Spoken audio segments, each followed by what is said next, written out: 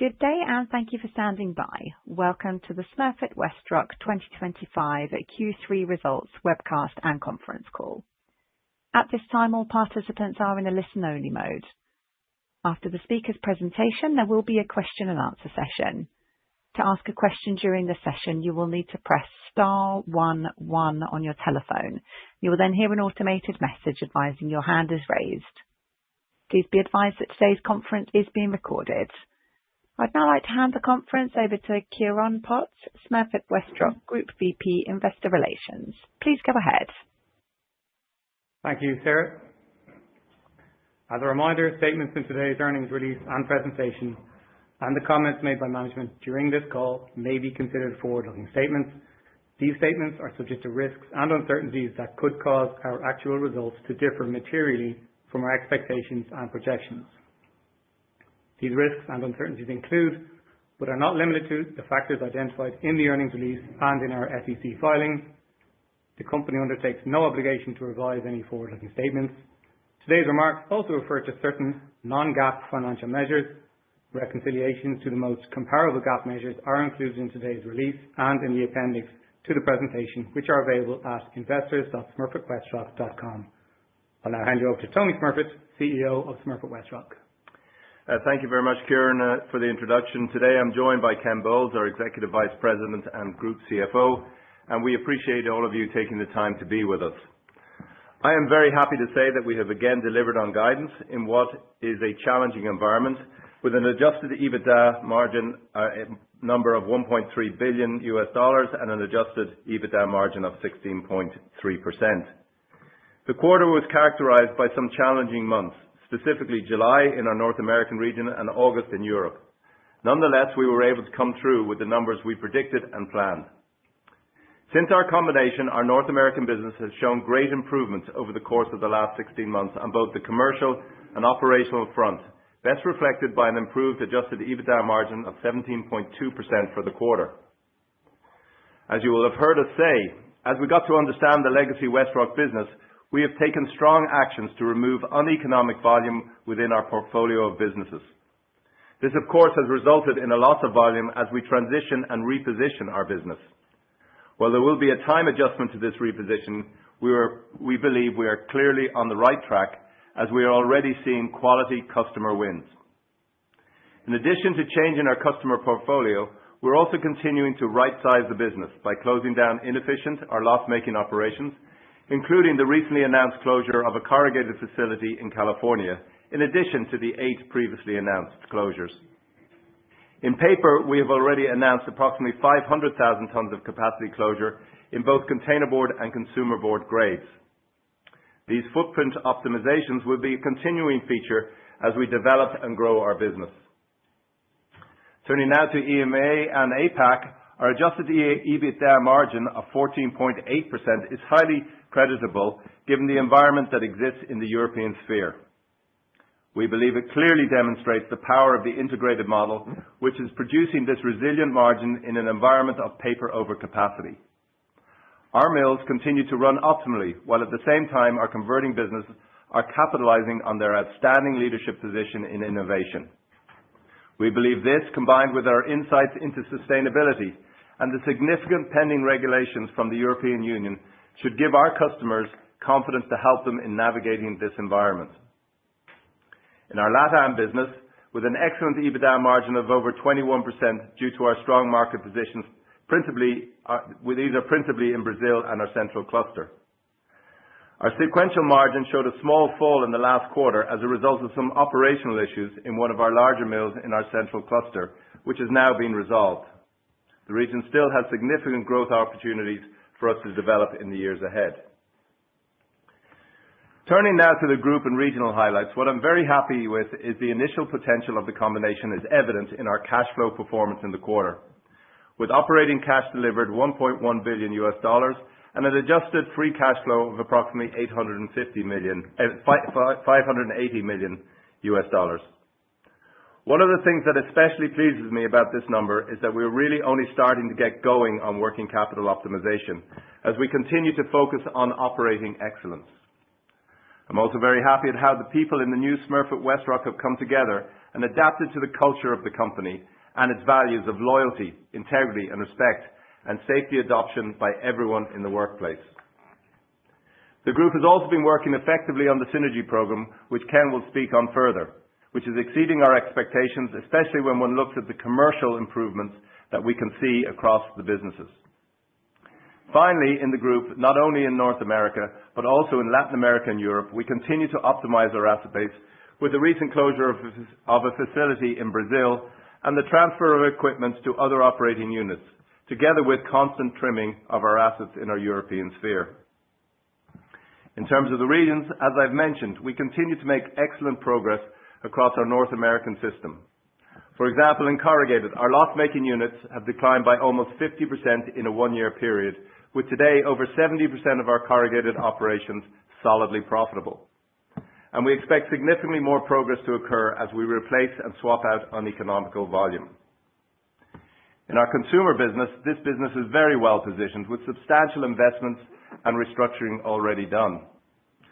With strong positions in SBS and CUK, we're actively working to transfer customers from CRB to these grades and have already switched about $100 million worth of business.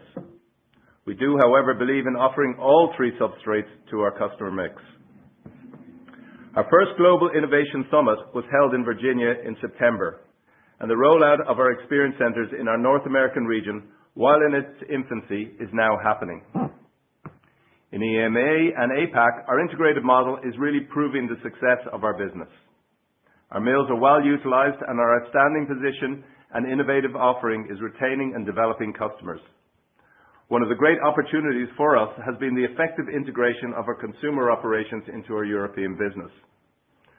We have a vastly greater customer base to introduce to our consumer operations into Europe, and moving these businesses back to local sales and manufacturing accountability has already started to see some significant benefits. And finally, during the quarter, the rationalization of 2 of our German converting plants has been agreed. This will significantly strengthen our leading German position as we await the inevitable upturn. Turning to Latin America, I'm increasingly excited about our Brazilian operations. The legacy Smurfit and legacy Westrock businesses are a perfect fit, with one concentrated on recycled containerboard and the other on virgin kraft liner. Our converting businesses have quickly adopted our value over volume focus, which is already showing significant improvements.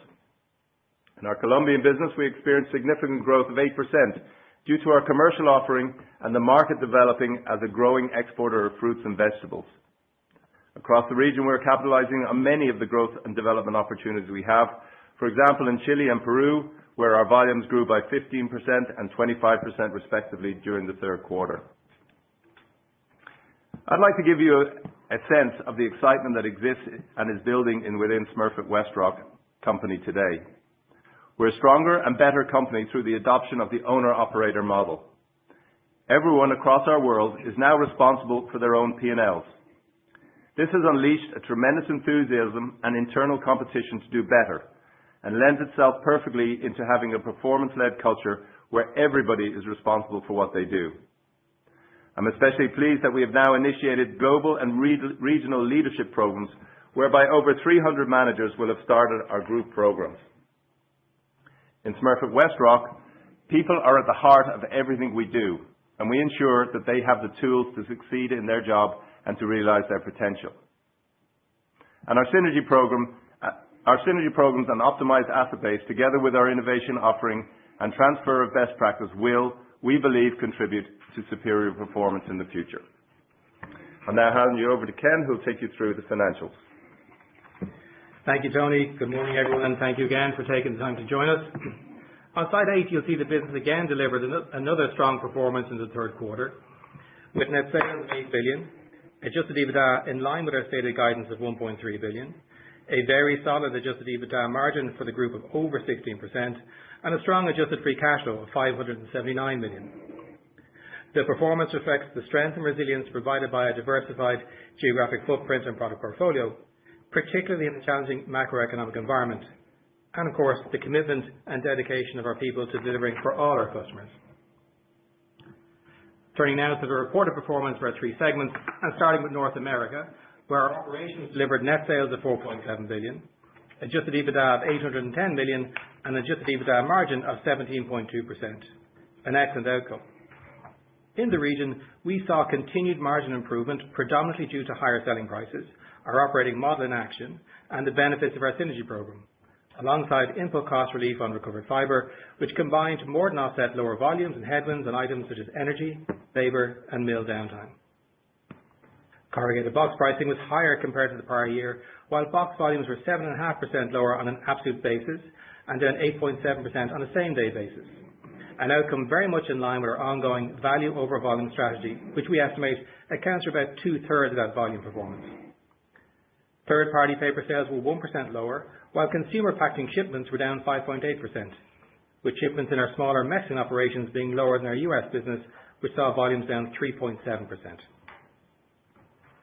Our differentiated, innovative and sustainable approach to packaging continues to resonate with customers, which, coupled with the empowerment of our people to drop uneconomic business and the implementation of our owner-operator model, is driving continuous business improvement across the region. Looking now at EMEA and APAC segment, where we delivered net sales of 2.8 billion, adjusted EBITDA of 419 million, and adjusted EBITDA margin of 14.8%. Despite the challenging market backdrop, our operations remained resilient, with adjusted EBITDA moderately ahead of the prior year. This performance reflects the skill of our local teams in managing a highly volatile cost environment and underscores the effectiveness of our integrated operating model, where we have consistently delivered an operating rate in our containerboard mills in the mid-90s. Higher corrugated box prices year-on-year, alongside lower recovered fibre costs and a net currency translation benefit, were partly offset by headwinds on energy and labour and lower third-party paper prices, while corrugated box volumes remained flat on both an absolute and same-day basis. We believe we are the market leader in Europe, with strong market positions and a proven operating model, supported by our best-in-class asset base, which allows our people to continue to deliver high-quality, sustainable packaging solutions for all our customers. This position is supported by our approach to innovation, where we have a large data set and bespoke applications that place the customer at the centre of that conversation. Our LATAM segment again remained very strong in the quarter, with net sales of £500 million, adjusted EBITDA of 116 million, and adjusted EBITDA margin of over 21%. Corrugated box volumes were flat year-on-year, or 1% higher on a same-day basis, with the demand picture in the region showing a marked improvement, with strong demand growth in Argentina, Colombia and Chile, amongst others. All while our value over volume strategy continues to deliver strong results in Brazil, as we have now largely phased out unprofitable legacy contracts with volumes there moving into a more neutral position. The region successfully implemented pricing initiatives to offset higher operating costs, delivering another consistently strong performance, with a small step down in EBITDA margin year-on-year due to a now resolved issue in one of our operations during the quarter. As the only pan-regional player, we believe that Latin America continues to be a region of high growth potential for Smurfit Westrock, both organic and inorganic, and one where we are well positioned to drive long-term success. Slide 10 outlines our proven capital allocation framework. I don't propose to go through each of these pillars today, but I would note that in February we plan to provide detail on how we see capital allocation underpinning the achievement of our long-term business goals. What is new is that our CapEx target for 2026 will be between 2.4 and 2.5 billion, broadly in line with the current year. We continue to invest ahead of depreciation, and so this level remains accretive to earnings as we invest behind identified growth, efficiency, sustainability and cost takeout opportunities. The core tenet of our capital allocation framework is that it must be flexible and agile. This was our approach at Smurfit Kappa and continues to be our approach at Smurfit Westrock. It is a proven track record of delivery, and we are already seeing the benefits of it since forming Smurfit Westrock a little over a year ago. Our approach to allocating capital is disciplined and rigorous and requires that all internal projects are benchmarked against all of the capital allocation alternatives and is therefore always returns focused. On our synergy program, I'm pleased to confirm we are delivering as planned and on track to deliver 400 million of full run rate savings exiting this year. And finally from me, as noted in the release, the year to date has been characterised by a challenging demand backdrop, and as a result, we expect to take additional economic downtime in the fourth quarter to optimize our system. If you recall, we set out our guidance for the year in April. Given the impact from the above, we are now marginally adjusting that guidance range to where we now expect to deliver full year adjusted EBITDA of between 4.9 to 5.1 billion. And with that, I'll pass you back to Tony for some concluding remarks. Thank you, Ken. I hope you get a sense from my earlier commentary and Ken's performance summary that we believe that Smurfit Westrock is very well positioned for continued performance as well as and economic growth as it revives. I would say the company has never been in better position. Throughout the company, all of the people that are aligned with this approach, and we can already see the tangible benefits of this as many loss-making operations move into profit and thankfully with much more to come. Reflecting a generally well-invested asset base, our capital spend for full year 26 is expected to be in a 2.4 to 2.5 billion range. We believe this level enables us to accelerate cost takeout, increase operating efficiency and capitalize in high growth areas. In parallel, we recently announced restructuring initiatives which also allow us to continue to optimize our asset base. As a more general point, our philosophy has generally been to buy and not build. As we have typically acquired at a fraction of the replacement cost, is invariably cheaper with an enhanced returns profile. On acquisition, our objective is always to optimize through measured capital allocation decisions. We will discuss this further in February, and Ken has already touched on this. The delivery of our synergy program, together with our ongoing capacity rationalization, remains a constant focus. With a significant headcount reduction of over 4,500 people and an unrelenting focus on the owner-operator model, we believe our performance to date is an indication of our potential. We remain confident that our footprint remains unrivaled, with strong and leading market positions in the majority of the markets and grades of paper in which we operate. There is no question in our minds that since Smurfit Kappa and Westrock combined, we are building a stronger and better business with management aligned with shareholders and developing our performance-led culture. Over the last 16 months, we have taken significant steps to build this better business, and we are increasingly confident in the future prospects. While for sure the current economic outlook is somewhat muted, our view is that the steps we are taking, investments we're making, the alignment we have with shareholders, and the culture we're building within Smurfit Westrock positions us to go from strength to strength as economies improve. We end full year 25 and enter 26 as a better and stronger Smurfit Westrock. To that end, in February 26, we will be setting out our longer term targets, which are a bottom-up approach from all of our businesses, which will be designated and to identify prospects for this company as we look forward into the future. I thank you for your attention, and I look forward to taking any questions that you may have. Thank you, operator. Over to you. Thank you. We will now go ahead with the first question. This is from Mike Roxland of Truist Securities. Please go ahead.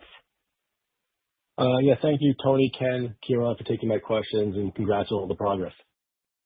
Thanks, Mike.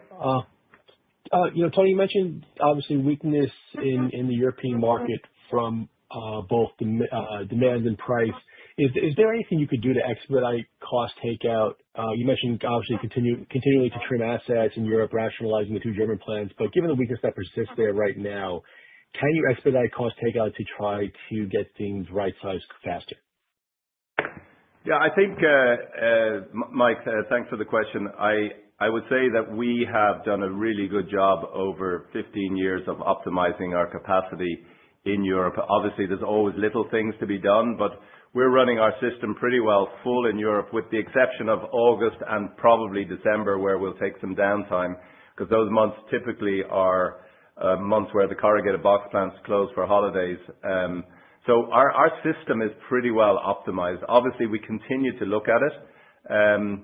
We're basically a low-cost producer in the European market, and when you look at our returns and you look at some of the other competitors' returns that have been publicly available, and obviously we get a sense of how some of the private guys are doing, we're far exceeding their returns in Europe. And so, unfortunately, it is a question. You've already seen a number of mill closures around the place. I think we're going to see more.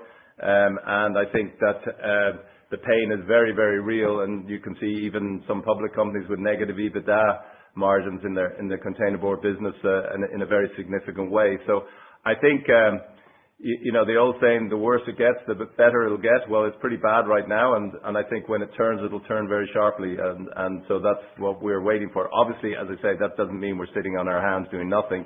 We're continuing to close a few facilities here and there, not very big ones, but we've done a number of stuff, and we have a very, very active cost takeout program across all of the business to mitigate all of the wage inflation that we've had over the last number of years. But so cost reduction programs do not stop. They're continual, and we continue to look at our asset base, and we'll trim if necessary. Got it. And then just two quick follow-ups. So, any color you can provide in terms of how demand trended in both North America and Europe in September, and what you've seen thus far in October, and any outlook for November? And then just quickly on consumer, because it was interesting, you mentioned transferring $100 million of CRB business to SBS and CUK. Can you just help us frame the logic behind those moves? Is it just a matter of wanting to run SBS more efficiently at a higher rate? And is there any margin uplift associated with that shift? Thank you. Yeah. Taking your second question first, I mean, basically, as the SBS price has trended downwards, because SBS you can run with a stiffer sheet and you can use a lower grammage, it's basically become competitive with CRB, and there are positive qualities to SBS versus CRB in the sense of brightness and transportation costs, and runnability on printing machines. So I'm not saying that CRB is all bad. It's not. There's certain customers that will really want CRB. There's certain customers that really want SBS, and there's certain customers who want CUK. And clearly, where the positioning is right now, it's just advantageous for our customers to look at SBS, and so we've taken that opportunity, as well as some of CRB issues, where again, you've got some opportunities to especially in the freezer for frozen products to move into CUK, which is something we're actively promoting. And I think, as I said, we've $100 million or so already transferred in the last 4 or 5 months, and I think more to come. On the first question, Mike, just remind me, what was it? Demand trends. Demand trends. I could say that, we were expecting to see an uptick in October, and we did not see it. Now, you have to remember, Mike, one of the things that has happened is that we took on, as in Legacy Westrock, took on business in the latter half and first half of last year that we were running in the second half of last year. And a lot of that business that was taken on was not necessarily very economic for us. So we have been addressing that during the first half of this year, and inevitably that's when we tend to see that exiting again. Some of it will come back as we are a good supplier. We're a very reliable and high quality and high service supplier. So we expect some of it to return at prices as we've seen already in Brazil, for example. We expect some of it to return at a certain point in the future, at the prices that make it economic for us. And if it doesn't, well, so be it. We'll go out and get some other business. But when you lose big chunks of business, Mike, it tends, to go and get, 10 chunks of smaller business, it tends to take you a little bit longer, and that's what we're seeing. But we have a huge pipeline of business in our system. We won't land it all, but certainly our people are very comfortable and confident that we're going to get it. And as I said in my script, we're already seeing some very significant customer wins in high quality names at levels that, are going to be good for us to run at. Got it, Tony. Thank you very much, and good luck for the remainder of the year. Thanks, Mike. Thank you. Next question is from Phil from Jefferies. Please go ahead. Hey, guys. Thanks for taking my question here. So, Tony, you mentioned you're going to be taking some economic downtime in the fourth quarter. Curious, what markets? Is this North America? Is this Europe? How should we quantify the EBITDA impact? And appreciating you're walking away from, you're taking a value over volume approach. But as we kind of think about how that translate. How should we think about that spread of your volumes versus the market overall, call it the next 12 months? Yeah, with regard to, I'll let Ken take the downtime question, but with regard to, we're sort of figuring out that we believe that the market is down somewhere around 3 or 4%, and we're probably down, 5% of our loss of volume is due to our own decision making. That's the sort of number that it's not going to be 100% accurate in that. It could be 3%, it could be 4%. Market down, but you saw one of our larger peers was down 3% in the quarter, and one would have said that they're probably winning some business in the marketplace. So therefore, taking that as a trend, then I would say that the market is probably down a little bit more than that 3%. Yeah. Hey, Philip. I think to take the second part of that question first, I think the simplest way to quantify the EBITDA impact is broadly, if you think about where guidance was, where we're bringing it to, call it somewhere between 60 to 70 million is the incremental impact of downtime of the fourth quarter versus what we previously would have said. I think, look, if we think about operating it in Europe and us in the mid-90s, unlikely to see any material for the remainder of the year, any material incremental downtime in Europe. So predominantly it's going to be across the North American region, because Latin America, we don't really see any downtime there either.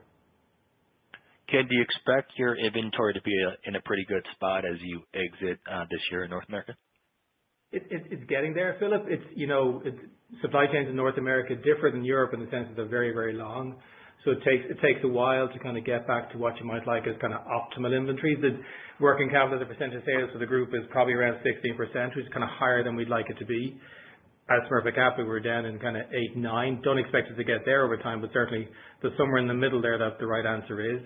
You have to remember, as a third-party seller, Westrock over the years had grown into a number of different grades and a number of different widths of paper. So part of the optimization here is kind of bringing it back to not quite Henry Ford, but getting it back to a place where it's a reasonable set of grades and flute sizes and widths that we feel are optimal for not only the paper system but the corrugated system, and indeed for our customers. So it's all part of it. All really comes back to helping our customers understand what their boxes need rather than just supplying what they think they might want. So I don't think we'll exit this year in perfect shape, Philip, but I think as we kind of move through 26, it gets incrementally better as we kind of understand the supply chains a bit better and rationalize kind of external board grades. Philip, if I can just add on to that, I'm really very excited about as we optimize our supply chains system and work through our board grade combinations that together with the corrugated businesses in our system, that this is going to present a big opportunity for us. But, it needs careful thought and planning, because as Ken has just rightly said, the distances in America are very big, and, we've got to make sure that we get that right. But there's a lot of opportunity there for us to reduce stock. Got it. And sorry, one last one from me. Tony, I thought your comment about pivoting some of your CRB and CK business to SBS was fascinating. That sounds like a pretty attractive value prop for your customers. You gave us the CapEx guidance for 26 as well. Embedded in that, is there any mill conversions that you're possibly thinking in SBS, or you feel pretty good about some of the opportunities you see in front of you on the SBS side? You're going to largely keep your footprint intact at this point.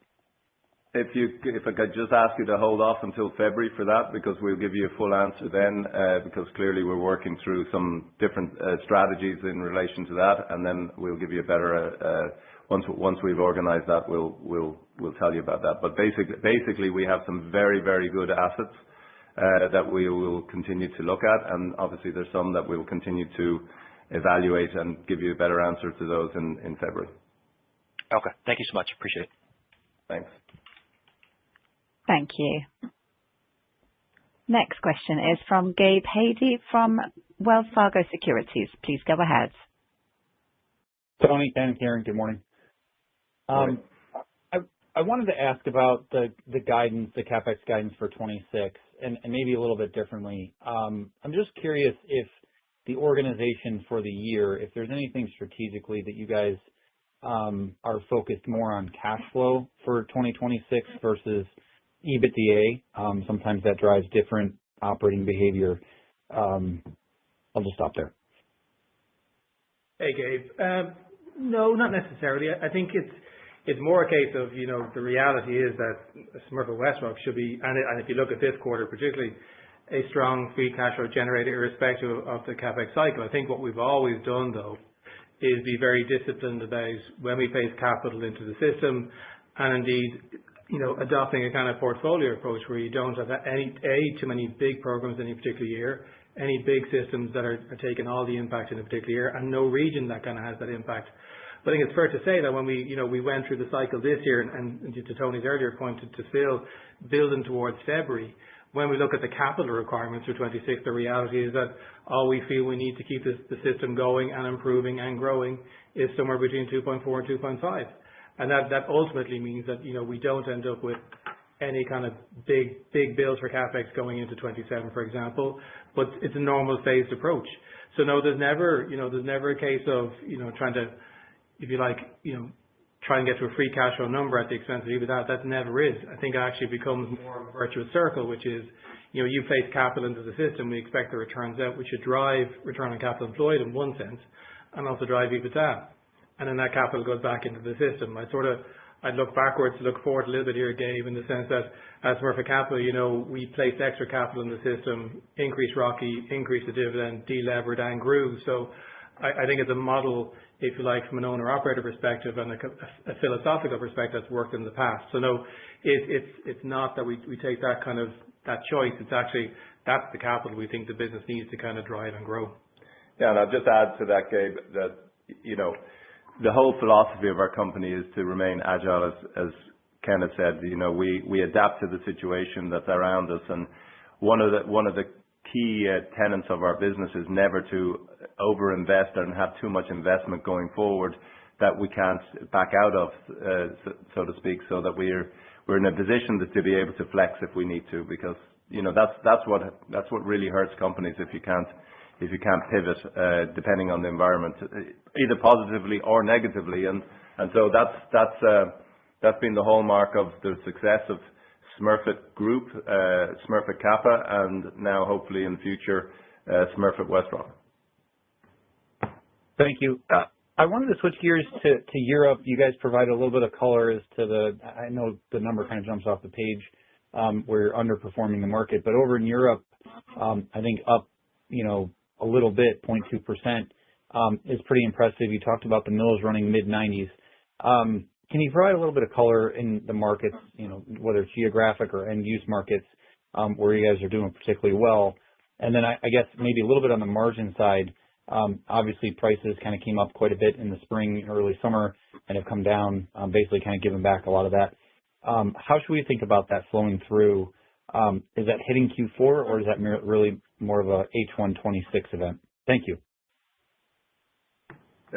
Just on the markets in general, I would say that there's no real change to what we've said previously, that Germany continues to be a laggard. Some of the other markets, the UK, the Benelux, tend to be, basically flat, with some positive movements in Eastern Europe and in Iberian Peninsula, which is growing strongly. So in general, there's no real change into how the markets are operating. We sometimes flatter to deceive in Germany, where things get really good for a couple of weeks and then go back to the norm. So I think we haven't seen any material positivity in the German market yet, but inevitably that will happen. And as I mentioned in my script, we're about to close 2 facilities with improved facilities in the incoming plants that are receiving capital. So when Germany does turn around, we'll be even better positioned than we were before to take advantage of that.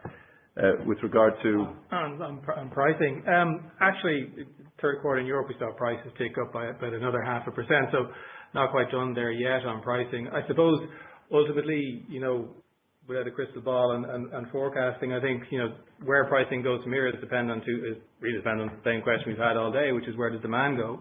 Because ultimately that will feed into what happens with paper prices. But irrespective of that, it's very much a kind of second quarter, third quarter question on 26 anyway, based on where we sit now. But I think it's fair to say that both regions have done really well in terms of pricing, given the backdrop.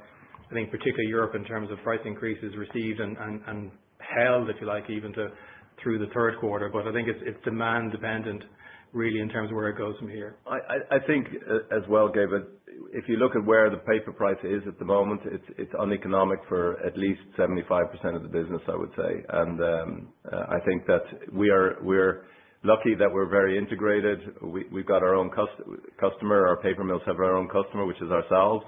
And we're able to run basically full, but most of the others, demand is relatively weak. Unless you're in the top quartile, you're not making any cash at this moment in time. And I would say you've seen that from the results of a number of players in the marketplace. And inevitably that will change. The question is it first quarter, or is it second quarter, or is it third quarter?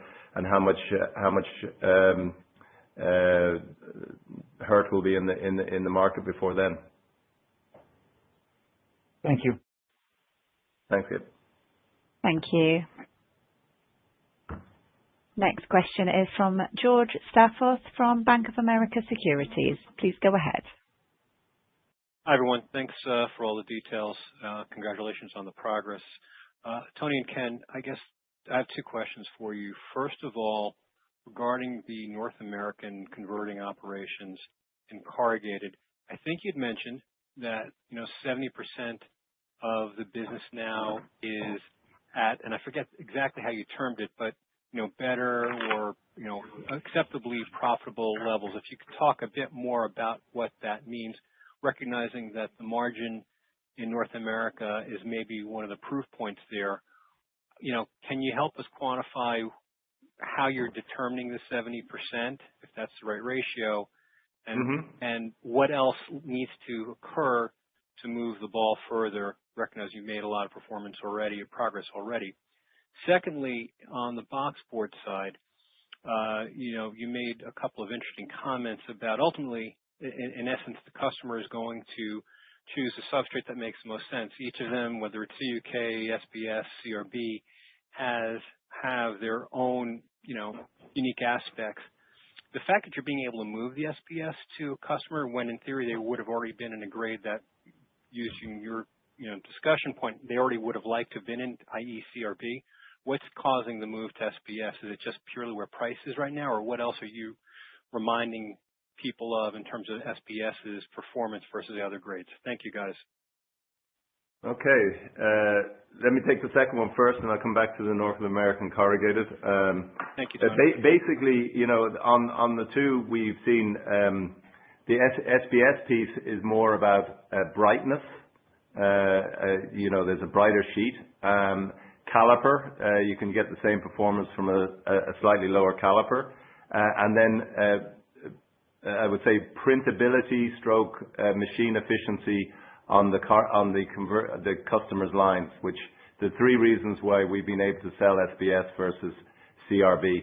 Of course, there will be some customers, George, as I said in my thing, that will want CRB because it's a fully recycled sheet, and that's fine too. And if people want that, but we are selling SBS, and it's competitive with where SBS price has gone. It's basically competitive now with CRB, and so therefore we're comfortable to sell it to customers, and we make good money at it at these current prices because, as I say, the caliper is lower, and we have basically our two SBS mills in the United States are very good mills in Demopolis and in Covington. And then the CUK has got some unique properties for the freezer and strength for the freezer, and again a caliper issue that can help make it competitive against a CRB sheet. But that's again, some customers will prefer CRB, and we can offer them that too. What we've been doing is because obviously we have got very, very good SBS mills and very good CUK mills that we would offer them that. And as you know, we've closed the CRB mill, so we have open capacity to be able to sell SBS versus CRB, and that's been a big positive win for us as we look forward, and it's going to be something that's going to continue, I would say. With regard to our North American corrugated business, I mean, I think this is where you really see the owner-operator model in action. we have empowered our people to basically act locally, get involved in local markets again, think about their local customers, and to think about profitability. And a lot of business was taken on in legacy Westrock under the basis of a combined profitability. That is not the way we think. We think that's the road to perdition. That's a road to death in our business, where you have two sets of capital needs and one profitability. And that's the way that we have, I suppose, continued to survive in Smurfit, legacy Smurfit Kappa, is that we treat capital as a very important thing. And if you want to make a capital investment, you better be able to justify it. And if you've got two operations with one profit that masks where you're making the money, then you're not making the right capital decision. So what we've done is we've spent the first 6 months of our tenure as a combination, making sure that the P&Ls were done correctly, that the balance sheets of each plant were put into the right order, and then we've told our managers, you're now responsible for your profitability. And of course, when you tell them that, and they see customers with negative 30 or 40% margins based upon a fair paper price transfer, they're going to do something about it, and we expect them to do something about it. And if they don't do something about it, they won't be with us, frankly. So the reality is we are actively moving both at a national level and at a local level to make sure that accounts where you've got terrible margins are not run on our expensive, valuable, beautiful machines in our converting plants, and that's a process that's ongoing. It's one of the reasons why, as I mentioned to an earlier question, a lot of business was taken on prior to us coming on board, which was not economic, frankly, and we've had to address that, and that's gone away again, and sometimes it's gone back to the same homes it came from, which is quite kind of interesting. But so that's how we've. No, please. Pardon me? Please go ahead. Sorry. Sorry, George. So that's how we've moved very quickly from people understanding their profitability to changing a lot of the plants. So we've gone from, we've cut our loss makers by 50%, and as we continue to address this, and there will be some plants that won't make it, but inevitably, I'd say the vast majority will get to profitability in the next couple of years. Hey, Tony, just a quickie, and feel free to punt to February if you'd like. On boxboard, recognizing it's not the majority of your business, clearly, if there's some rollback in tariffs, how might that change your overall view of the attractiveness of SBS? Or said differently, has one of the things that's changed in the calculation, your ability to move more SBS, been the fact that maybe some of the folding boxboard that was coming to the market has been, I wouldn't say tariffed out, but certainly has more cost coming into the market? How should we think about that? Thanks, and good luck in the quarter. Thanks for everything. Thank you. I don't think tariff really comes into our thinking here. I think, obviously the price comes into our thinking because, the price of SBS has come down a bit. So therefore it's more competitive as a grade versus other substrates. And obviously FBB against SBS, with the tariff is making it more challenging, but I still think that the FBB is going to be sold in the United States, irrespective, because the price, there's a lot of capacity in FBB, specifically in Europe, and they're going to come anyway, I think, to the US with all the added cost that's with it. So I think it's up to us to sell SBS. I think one of the things that for everyone here to understand, that SBS is a myriad of different grades. I mean, you've got cup stock, you've got plate stock, you've got lottery cards, you've got cereal boxes, you've got freezer boxes. There's very, very many different grades of SBS that are sold at different price points, that are sold at different quantities to different customers. And so, our hope and belief is that we can continue to, develop newer grades into SBS that will allow us to earn a material return going forward. And there's no evidence to say that that should be otherwise. We've been getting new customers in lottery cards, for example, which is, it's only 20,000 tons, but every little bit helps, as they say over here. And these are good grades of highly profitable business for us to develop in the years ahead. Thank you, Tony. Thank you, Ken. Thanks, George. Thanks, George. Thank you. Next question is from Charlie Muir-Sands from BNP Paribas Exane. Please go ahead. Hi. Good afternoon, gentlemen. Thank you for taking my questions. Just a couple, please. Firstly, on the revised guidance, it obviously implies a fairly wide range of potential outcomes on Q4. Just wondered if you could elaborate on the main outstanding uncertainties for the range. And then previously, you've been sort of talking about beyond the operational synergies, the 400 million, you talked about at least another 400 million of opportunities. I just wondered if you had any kind of updates on that. And then finally, you mentioned that one-off operational issue in Latin America. I just wondered if you could quantify that, given it was relevant enough to call out. Thank you. Hey, Charlie. I'll take those. Start with the last one first. It was a kind of a continuous digester issue in our Cali in Colombia, which probably cost about $10 million in the quarter, but it's fixed now, so that's the big impact there.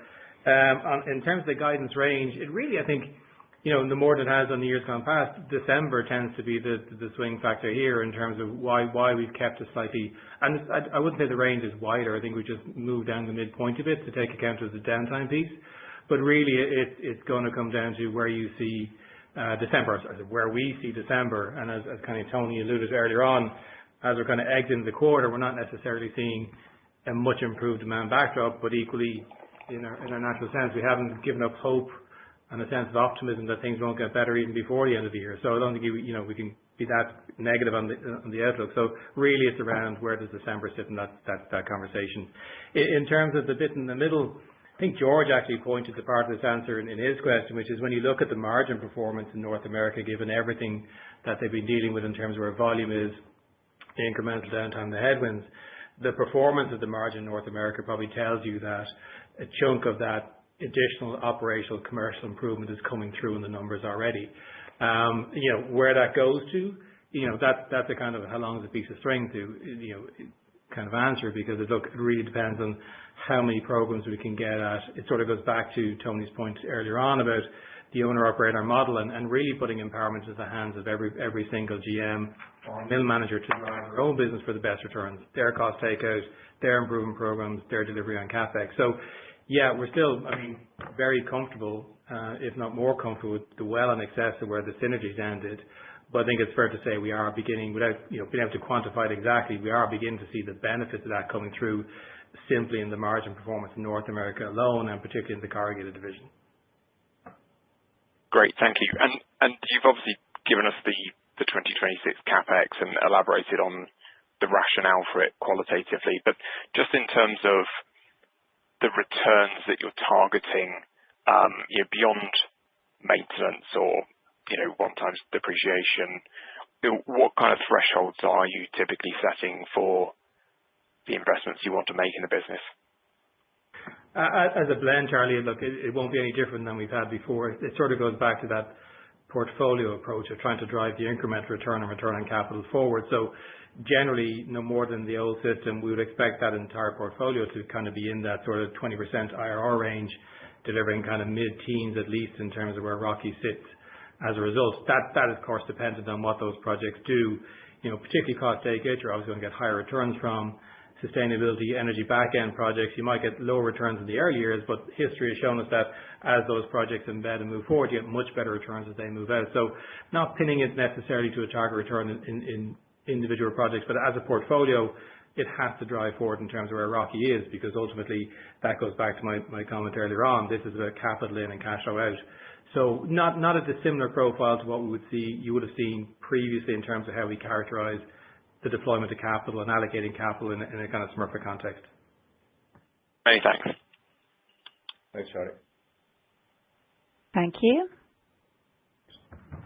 The next question is from Lewis Roxburgh from Goodbody. Please go ahead.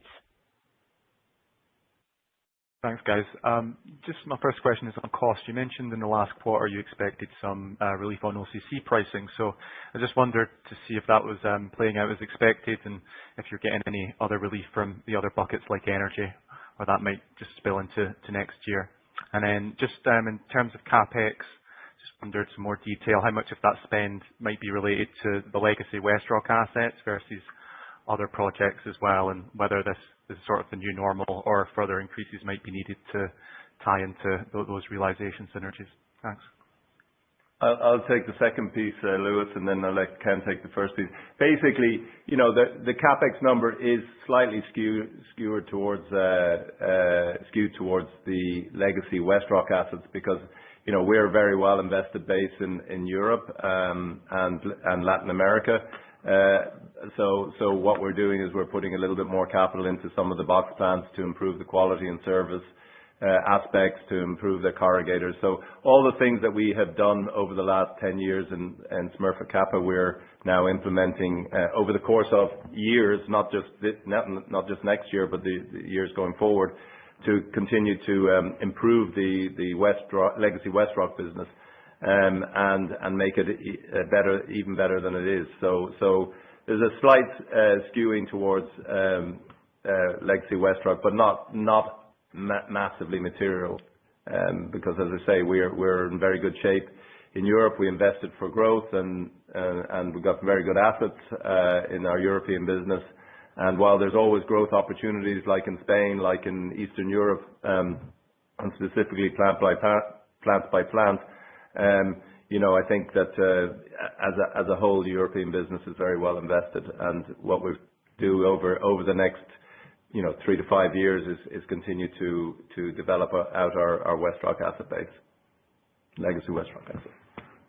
Hey, Lewis, I'll just take some of the bigger cost buckets and just alongside fibre, because it's probably useful to kind of round some of them out for yourself and your colleagues. In terms of fibre, I think at the half year we probably said that was going to be a tailwind of about 100. We probably see that in about as we sit here today, somewhere between 130, 140 of a tailwind. Energy, I think at the half year we might have said about 250 of a headwind, probably coming in. Now we probably see that about the 180 space. Labour, similarly, we probably thought about 200, probably down around the kind of 180 space as well now. Downtime is probably going the other way in that, in the sense where we would have thought downtime was probably going to be 150. It's probably anywhere between 180 and 200 at this space, given what we now see for the fourth quarter. So they're really the big cost buckets in terms of the incremental changes that we would have said Q2 versus where we see the year panning out. That makes perfect sense. Thanks very much. Thanks, Lewis. Thank you. Next question is from Anthony Pettinari from Citi. Please go ahead. Good morning. On the full year EBITDA bridge, maybe Ken, just filling in on the pricing side, can you give us an update on where you maybe thought pricing would shake out mid-year versus where you are, where you might end up with the full year guide? Yeah, I think it's pricing broadly. We would have thought to plug that in there. I think we probably see pricing coming out somewhere between call it 830, 840 versus where it would have been about 900 at the half year. So it's a small call off, probably because of the fourth quarter where demand is going. Maybe a little bit of price weakness there, but not materially down versus what we would have thought. And would North America be 700 or 750, or between North America and Europe? How would that break out? The region. I will defer. I'll defer that. The segmental bridges, the guys, when you get into them, into the trenches with them later on. I think if that's okay. I just have the big number with me here. Yeah, no problem. No problem. And I guess maybe just one follow-up. You mentioned energy projects, and I mean, from other industrial companies and paper companies, we've heard a lot about cost inflation and particularly electricity with demand from, AI and data centers. Can you just give us kind of a quick recap of where you are with kind of current energy projects, especially in North America, and not to steal any thunder from February, but just how you think about the opportunity in energy at your mills going forward? Where do we start? Well, we've just approved a large energy project in our Covington mill, which will actually move away from coal to natural gas. And that's going to be the IRR on that is depending on where you think the price of the commodity is a minimum of 20% and a maximum of 80. Sorry, not even a maximum. It's not the maximum is not capped, but realistically a 50% return for the mill. So I guess what we will be doing, Anthony, is just taking every energy project as it comes and what kind of return we can get on it. Specifically, the only one that we've approved since we've come in is that one. We use gas primarily in most of our facilities. We do a little bit of coal where we have to, and obviously in other places where we can remove it, we will be. We have a large biomass project in Colombia, which is going to be coming on stream next year, biomass boiler, which is a considerable saving for us in energy. So we continue to look at energy projects, but with regard to how these AI data centers are affecting us, I haven't heard that they're driving any major cost increases for our mill systems where our mill systems are located. I think craft systems by their nature tend to be fairly well served from a power plant back end perspective anyway in that sense, and so not necessarily totally insulated, but generally CO2 positive, but a great source of their own energy from a kind of a turbine perspective. In addition to what Tony said, we have a kind of progressive program. We electrified some boilers in Europe over the years. We continually invest towards the reduction of CO2. I mean, the added benefit from the project Tony talked about there in Covington is it reduces our group CO2 by 1.2%. So very important, if you like, as you look forward to where our customers need to be on Scope 3 emissions and things like that. So there's always benefits above and beyond, the pure EBITDA benefit we find from energy projects. And it sort of goes back to, what we're trying to get to in terms of low cost producer and where those mills sit, which allows us to kind of be at the forefront of where we do that. So, generally it's always going to be a progression towards either, less reliance on some fossils and something else and more sustainable renewable fuels. But the system in and of itself is fairly well set as we start off. Okay, that's very helpful. I'll turn it over. Thank you. Thank you. And the last question today is from Mark Weintraub from Seaport Research Partners. Please go ahead. Great. Thank you for squeezing me in. A few quick follow-ups. First off, so with the box shipments in North America, do you have a sense as to when you think you might be inflecting more positively versus the industry? How long is the process of sort of the shedding underappreciated business likely going to persist? Maybe overappreciated business. We're giving them boxes for nothing, Mark. Yeah, I would say that I would hope that from the third quarter on next year, you'll start to see some positive movements. We still have some businesses that are very poor pieces of business that are under contract that will run out during the first and second quarter of next year, and then obviously we'll have to go out and replace those. Or we'll retain them. We'll see how the customer reacts to our discussions with them at that time.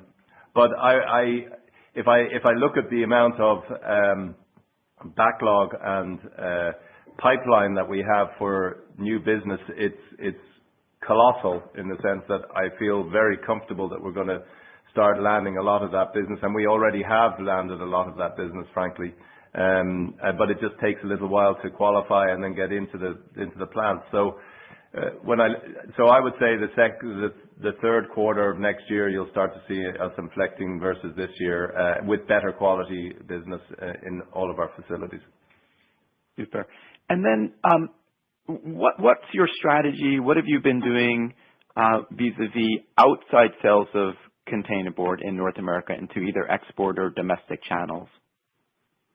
Yeah, it's the export market, as you know, is weak, and a lot of the capacity closures that have been announced in the industry have been geared toward the export market, specifically down into South American markets specifically. And so one of the things that I found out is that these people down in these countries have pretty big inventories, and I think we need some time for those inventories to shake out before we see movements in export prices to the positive, because the export price is clearly too low for it to be viable for people to survive. We are selling some into the export market, but clearly we don't want to sell too much into the export market at that price that's there. But I would say it'll be like a eureka moment. At some point, things will change, and the price will move up very sharply in the export market because it's too low at the moment. But all of the capacity that's come out of the market isn't really affecting it at this time, because the stock levels of most customers down there are very, very high. And in the domestic channel, I mean, historically, the legacy Westrock business had sold a fair bit to independents, et cetera. Has that continued, or has there been some change in that regard? We do have outside customers, and they're important outside customers, and they're generally long-term outside customers, people that we serve for a long period of time, and we continue to do that, and there's been no real change on that as I can see it. Great. And one last quick one, just to squeeze in. So with the SBS from CRB, et cetera, I assume the customers are running that on the same machinery, and so is it pretty easy to switch back and forth between the grades depending on the variables at play? Yes.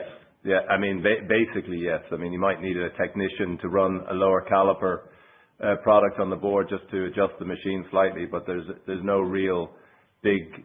One of the things that we have heard from our customers is that the SBS runs better than the CRB. But I'm sure if you talk to somebody who runs CRB, they're going to say the opposite. But that's what our people tell us from the customer. But I'm sure you can get someone else to say exactly the contrary. But I believe that to be the case because it's a cleaner sheet. Much appreciated. Good luck in 4Q. Thank you very much. Thank you. I will now hand the conference back to Tony for closing comments. Thank you very much, operator. I want to thank you all for joining us today. We remain very excited about the future of the Smurfit Westrock business. We're enthused about a lot of the changes that have happened and that are already happening. And we look forward to the future with great enthusiasm. So thank you all for joining us, and I look forward to seeing many of you in the months ahead. Thank you all. Thank you. This concludes today's conference call. Thank you for participating, and you may now disconnect. Speakers, please stand by.